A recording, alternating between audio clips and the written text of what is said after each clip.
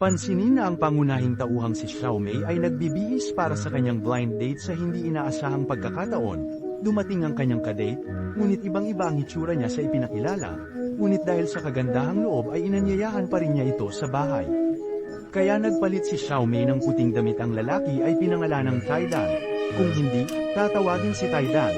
Tumalikod, pumunta sa pinto, nilock ang pinto, at sinabi kay Xiaomei na matagal na niya itong gusto.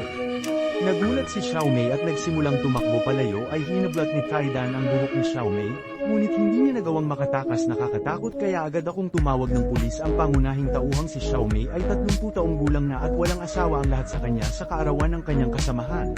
Hiniling niya kay Xiaomei na maghanap ng makakasama niya kasama niya. Sinabi niya na ang lalaking ito ay maputi, malinis, at gwapo, kaya pumayag si Xiaomei. Pagkatapos ng pangyayaring ito, nag-iwan ito ng hindi maalis na anino sa puso ni Xiaomei na mukhang pamilyar ang taong bakal na ito.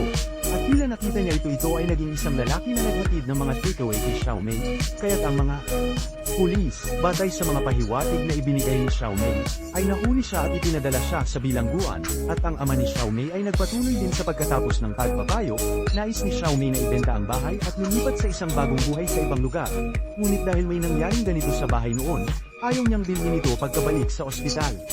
Nalaman ni Xiaomei na ang kanyang mga kamay ay patuloy na nanginginig, kahit hindi siya makapaglaro.